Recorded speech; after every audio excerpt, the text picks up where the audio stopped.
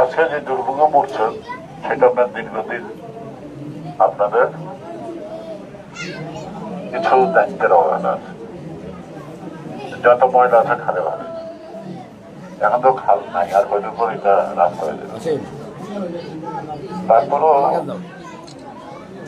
এটার উপর সরকারের পক্ষ থেকে এই খাল থেকে পুনরুদ্ধার করা এটা বড় বাজেটের কাজ চলছে, প্রায় 1200 কোটি টাকা অনুমান করতে পারতেছেন।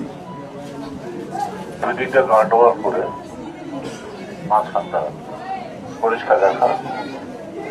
এখন এই যে ড্রেনেজ সিস্টেমটা আছে দুই দিক থেকে রাস্তার নিচেই থাকে, সেটা করে যাবে যার সাথে কাজে দিতে হবে। অর্থাৎ আমরা দীর্ঘদিনের দুর্ভোগটা তৈরি করছি, অত সময় লাগবে না, কিন্তু কিছু সময় তো লাগবে। এবং আমরা বাড়িঘর করার ক্ষেত্রে পারলে 1 ফুট জায়গা বাড়ায়, কিন্তু কেউ 1 ফুট জায়গা ছাড়ি না। এই এলাকা দিয়ে করে এটার জন্য কিন্তু আমরা নিজেরাই যাই, কারণ আমরা দূরদর্শিতার অভাব আমরা আগামী দিন ভাবে না আসতে প্রত্যেকে যদি 2 ফিট করে বাড়ি ছাত্র অঞ্চলে অনেকগুলি রাস্তা আছে যেগুলোতে ড্রেন লাইন করা কষ্ট, ড্রেন লাইন করাটাও কষ্ট, কিন্তু এই কষ্টের মধ্যে আমাদেরকে নতুন করে ভেবে এটাকে শেষ করতে হবে। বিজয়নগর দেখে আসছি, অর্থাৎ আমরা আমাদের দুর্ভোগের সৃষ্টি করছি। এখন এই দুর্ভোগকে থেকে পরিত্রাণ পাওয়ার জন্য আমাদের একটু সময় নিয়ে দেব। আরেকটা জিনিস ছিল যে পরিকল্পিত করতে হবে। আমাদের কেরানীগঞ্জের সমস্যা দেখা দেবে আগামী দিনে, বহু ধরনের সমস্যা, আর এই সমস্যার সৃষ্টিকর্তা কিন্তু আমরা। এই 1 কাঠা 2 কাঠা 3 কাঠা জায়গা কিনে রাস্তা নাই, ঘাট নাই, একটা বাড়ি বানা, এমনকি এখানে যদি আগুন লাগে একটা ফায়ার ব্রিগেডের গাড়ি আসতে পারবেন না। এই চিন্তাটা তো আমরা আগে করিনি, কারণ এটা ছিল গ্রাম সুন্দর, হালকা ভাঙা বাড়ি ছিল, এ বাড়ি বাড়ি চারিদিকে খোলা ছিল, এই নদীর পানি মানুষে খাইছে, আর খাওয়া তো দূরের কথা, পানির মধ্যে যদি হাত ধুয়ে তাহলে হাতটা শেষ।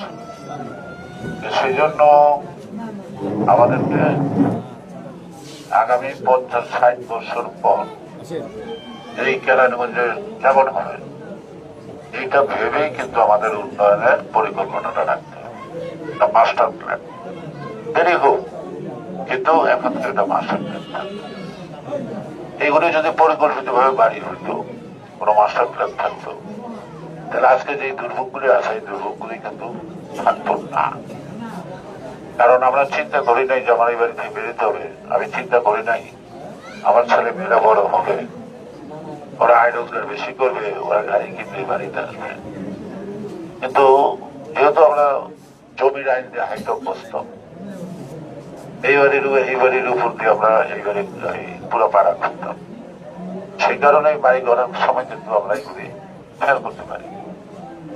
সুতরাং আমাদের এটা সেই ধান ক্ষেত, পাট ক্ষেত, শস্য, সবজির চাষ, যেটা ঢাকা শহরের চাহিদা ভিত্তিক, এখন কিন্তু আমাদের দেশে তা নাই। বিভিন্ন মানে কি কয় ডেভেলপার বা যে বিভিন্ন হাউজিং, তারা মানুষের চাষের জমির মধ্যে বাড়ি ফেলেছে। এখন জমির মালিকের আছে একটা কাগজ, কিন্তু তার জমিটা কোথায় খুঁজে পায় না।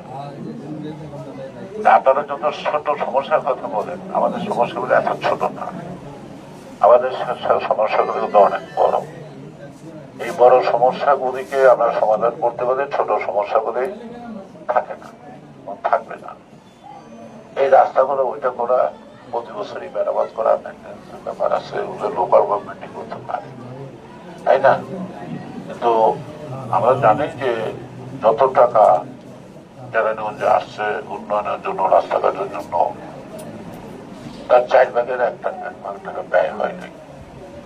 এবারে থানা প্রশাসন, জেলা প্রশাসন, ইঞ্জিনিয়ার, কন্ট্রাক্টর আর লোকাল বিভিন্ন রাজনৈতিক দলের আস্থান মাস্তানরা ভাগাভাগি করে ব্যয় হয়। এবং যে টাকা কেরানীগঞ্জে উন্নয়নে ব্যয় হয়েছে তার অর্ধেক টাকা যদি ব্যয় হইতো, তাহলে আজকে আপনারা যে কথা বলছেন এই কথাগুলো বলার প্রয়োজন হতো না। এই জন্য দরকার স্বচ্ছতা এবং দুর্নীতি মুক্ত একটা প্রশাসন এবং সমাজ ব্যবস্থা। এই কথাটা খেয়াল রাখতে হবে, তাহলে সব কাজেই সহজভাবে করা যাবে। এবং আমি যেটা বিষয়ে বলছি এটা বলতে না যে আমাদের কেরানীগঞ্জের মানুষ জানে না তাদের আসল সমস্যা, তারা ছোটখাটো সমস্যার কথা বলে। এই ছোটখাটো সমস্যা যে অনেক বড় বড় সমস্যাগুলি আমাদের সামনে অপেক্ষা করছে, সেই সমস্যায় যাতে না পড়ে এখন থেকে আমাদের খেয়াল রাখতে হবে, সেইভাবেই পরিকল্পনা করতে হবে। আমাদের ঢাকা জেলার ঠিকানা নাই,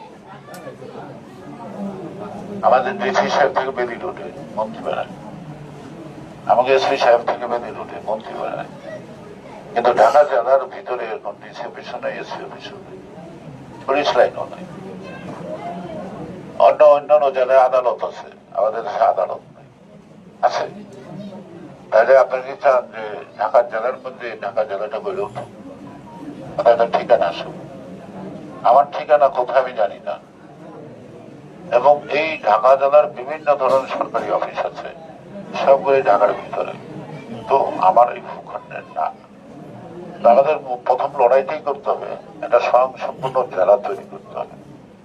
সেখানে আমার একার পক্ষে সম্ভব হয় না, আরো বাকি যারা সংসদ আছে সবাই মিলে একটা মাস্টার প্ল্যান করতে হবে যে আগামী 100 বছর পর কেরানীগঞ্জে কত পরিমাণ লোক হবে, কি পরিমাণ স্কুল লাগবে, কলেজ লাগবে, কি পরিমাণ চিকিৎসা ব্যবস্থা করতে হবে, এগুলি এখন থেকে পরিকল্পনায় রাখতে হবে। দেরিতে হবে হবে সেটা অন্য কথা, কিন্তু আমরা যদি গত 50 বছর আগে চিন্তা করতাম, তাহলে আজকে এই 50 বছর পরে যে দুর্ভোগগুলি আমাদের দেখা দিয়েছে, এই দুর্ভোগগুলি দেখা দিত না। অর্থাৎ অপরিকল্পিত উন্নয়ন মানুষের দুর্ভোগ বাড়ায়, কমায় না। এইদিকে একটা খাল আছে, চুনকুটা ব্রিজ হয়েছে, এই ব্রিজের নিচ দিয়ে তো কোনো পানি নাই। ওই পাড়া আমিন পাড়া দিয়ে একটা ব্রিজ আছে, ওই ব্রিজের ডাইনে বাইতে আমি দেখি না যে কোনো খাল আছে। এটা খেজুর বাগ দিয়ে বেরোচ্ছে, ওখানেও দেখলাম ব্রিজ আছে, কিন্তু ব্রিজের নিচে পানি নাই। তার মানেটা কি? তার মানেটা এই যে এই খালগুলোই কিন্তু আমাদের পুনর্খনন করতে হবে। আমরা খালগুলি পুনর্খনন করলে সমাজের এক শ্রেণীর সুবিধাবাদী লোক বাধা দেবে, কারণ এই খাল দখল করে অনেকে বাড়িঘর করে ফেলছে। সেই সময় কিন্তু আপনাদেরকে আরেকটা আন্দোলন করতে হবে এটার জন্য। এই খালগুলো যদি খনন থাকতো, এই যে আপনি বলছেন পানি বৃষ্টি আটকায়, খালগুলি খনন থাকলে তো বৃষ্টিতে পানি তো খালে পড়ে যেত, ঠিক না? তারপরে এই যে কাজটাও হচ্ছে এখন গার্ডওয়াল দিয়ে, এখানে আমরা একটা ঘুরে আসছি, আমরা ইচ্ছা করে সরাসরি রাস্তাতে আসতে পারতাম, এখন তো আমার অধিকার নাই। কিন্তু পরিকল্পনাটা প্ল্যানিংটা আমাকে যদি স্বচক্ষে দেখতে পারি কয়েকদিন পরে, তখন ইচ্ছা করে এটা আমি কিছু সংশোধন করতে পারবো। প্রতি 500 গজ পর যদি এপার ওপার আমরা সমান 40 ফিটের একটা রাস্তা করে ফেলি, তাহলে গাড়িও ঢুকবো, মানুষ ওই দিকটা যাইতে হবে, এত ঘুরে ওই রাস্তায় যাইতে হবে না। যেহেতু এটা আমার নৌকা চলবে না, লঞ্চ চলবে না, শুধু খালি পানিটা ঠিক মতো আসা যাওয়া করবে, সেই কারণে আমরা ইচ্ছা করলে কালভার্ট না করে পুরাটা আমরা যদি প্রত্যেকটা 500 গজ ধরে একটা করে 40-50 ফিটের এপার ওপার একটা উপরে স্ল্যাব দিয়ে দিই, তাহলে কিন্তু মানুষের যাতায়াতের এই যে দুশ্চিন্তাটা এদিকে দিয়ে ওই পাশে লাগানো হবে, এটাকে নয় সুবিধা ছিল। আর এখানে যদি ই থাকতো, আচ্ছা যদি ফাঁকে ফাঁকে প্লেন থাকতো, তাহলে তো এই পাড়ায় আসতে আমাকে এদিকে ঘুরে আসতে তো নয়, সরাসরি আসতে না, ঠিক না? যাই হোক, এগুলি অনেক গল্প না, এগুলি অনেক সমস্যা আছে।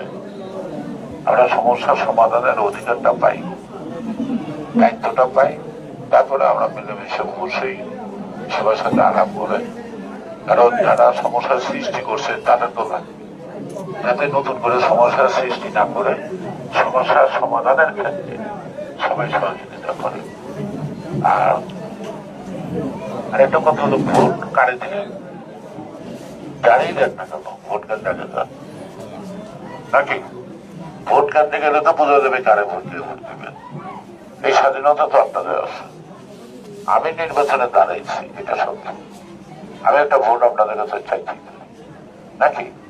দেওয়া না দেওয়ার ইচ্ছাটা আপনাদের, আপনাদের ইচ্ছার বাইরে যদি আপনাদের ভোট না দিতে হয়, আপনি স্বাধীনভাবে ভোট দিতে হয়, তাহলে আপনাকে ভোট কেন্দ্রে যান।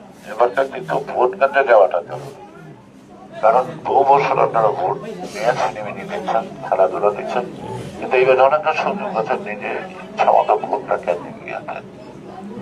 আমার মাথার রক্ত ঝরছে, অনেক মানুষের রক্ত ঝরছে, এই রক্ত ঝরাটা দুঃখ নাই, কিন্তু মানুষ যদি ভোটটা দিতে পারে তাহলে আমার মনে একটা শান্তি আসবে, যে মানুষের ভোটের অধিকারের জন্য লড়াই করছি, আমার লড়াইটা সফল হয়েছে।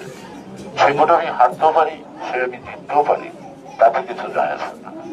মূল কথাটা হলো যে ভোটের অধিকারের জন্য যে আন্দোলনটা সংগ্রামটা করলাম, এটা নেতৃত্বের জীবন দিয়ে গেল, এটার মূল্য দেবেন না?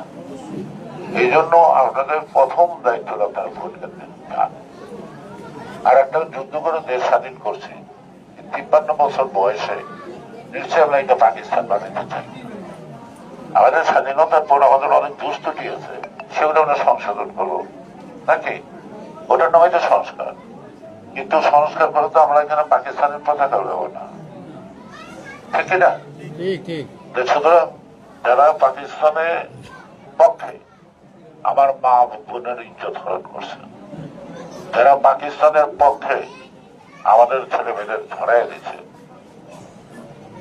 তারা এখনো স্বীকার করে না তাদের ভুল ছিল, এখনো তারা স্বীকার করে না তাই কাজটা অন্যায় করছে। পাকিস্তান সব নিজে স্বীকার করছে, কিন্তু আমাদের দেশে যারা বাস করে তারা এখনো পাকিস্তানের মনোভাব পোষণ করে। সেই জন্য বলবো যে আমার বাংলাদেশ রক্ত দিয়ে কেনা, আমার বাংলাদেশ আমি সংস্কার করে আমার উপযুক্ত বাংলাদেশ, স্বাধীন বাংলাদেশ করব। কিন্তু আমরা 71-এ যুদ্ধ করে ভুল করি নাই, যারা 71-এ যুদ্ধ করে অন্যায় করছে তাদের কাছে দেশটা তুলে দেওয়া যায় না, এটাই সেগুলো মনে রাখবেন। সবাইকে ধন্যবাদ। বাংলাদেশ